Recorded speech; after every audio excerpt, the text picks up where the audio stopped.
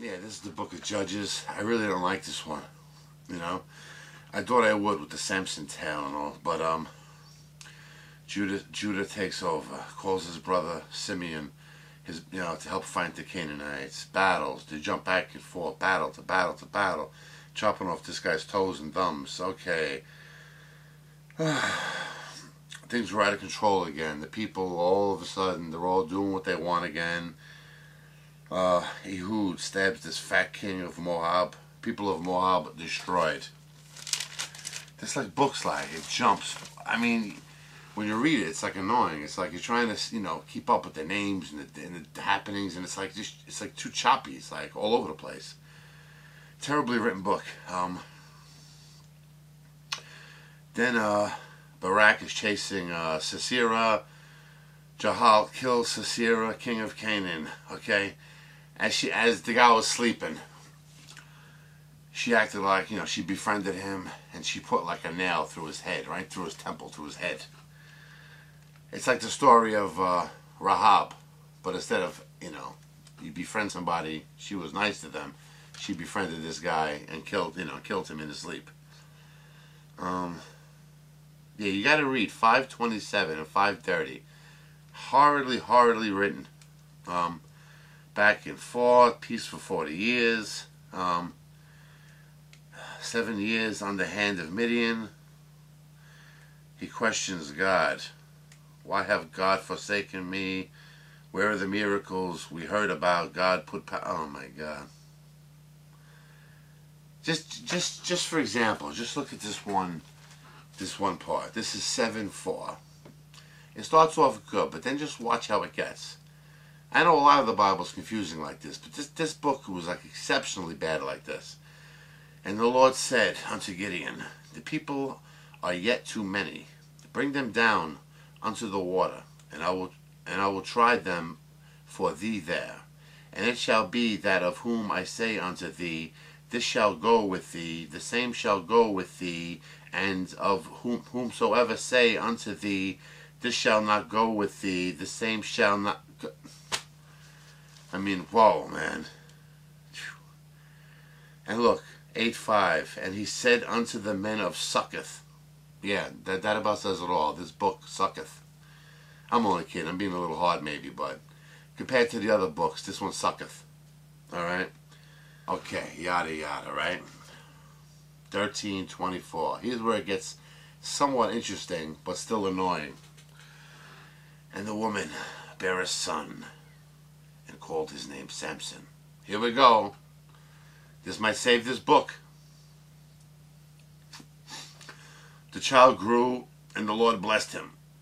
Now, like, right away, the very next paragraph, he's like a man already. Like, nothing in between. He's a man already.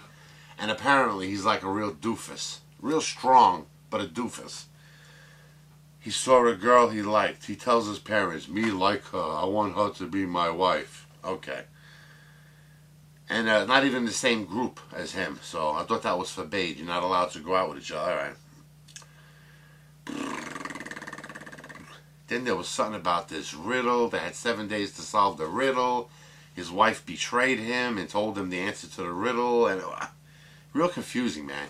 I'm not a scholar. I'm just a person reading the Bible for the first time straight through. And I got to say, it's like, do scholars really know what they're talking about? Or is it like speculation on a lot of these things, And then this thing gets out of hand. They burned down his house. They threatened to burn down his house. He winds up killing 30 men. His wife was given to one of his friends. Then he kills 1,000 men with the jawbone of an ass. Much time passed. They wanted to kill him in the morning. At midnight, he rips the gates off to the city and carries them up onto this hill. Then he loved this woman, Delilah, Samson. Okay. This part is like, this guy's like, how can I put it? Just like a real dope. She's like asking him, like, what is your weakness? What is your weakness? And he's like playing around with, if they tie this certain kind of rope to me, 7, then I will be as, strong as the average man. She does that to him. She ties him up with the rope, and then she's like, you know, your enemies are coming, and he's like, rah! He breaks out of it. Then she's like, you mocketh me, you know, like you're making a fool out of me. Tell me your weakness. And then he's like, duh, do this and do that. And then she does that, wakes him up. You know, your enemies are here. Rah! He breaks up. You know, this is going on and on and on. Like, wouldn't this guy have half a brain in his head and realize, like, she's trying to set you up? It was just so stupid. Then he does, like, he pours his heart onto her. You know, he tells her everything. And then he does tell her the real secret, like, what secret's in the locks of his hair. The story takes a wicked turn here. His head is shaven. He's weak now. They take him. They come in and get him. He is weak now. They pluck out his eyes. That's pretty horrible. But instead of killing him, they make him work in the prison grindhouse. Like a slave, I guess, you know, constantly working.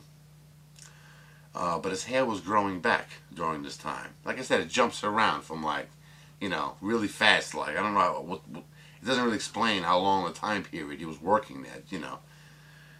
Then they're having this big party for their god, Dagon.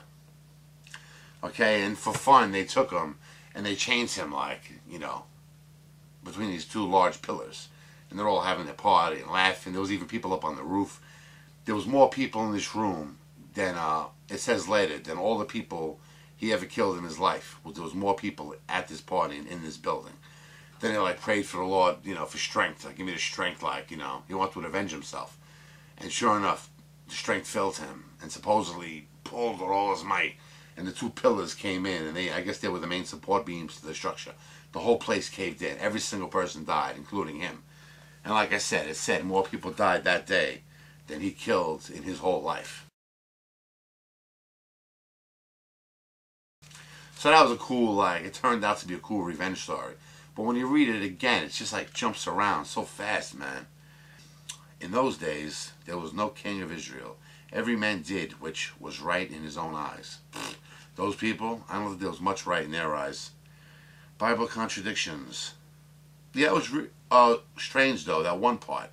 Like, I thought these people weren't allowed to marry outsiders. Why did Samson do it?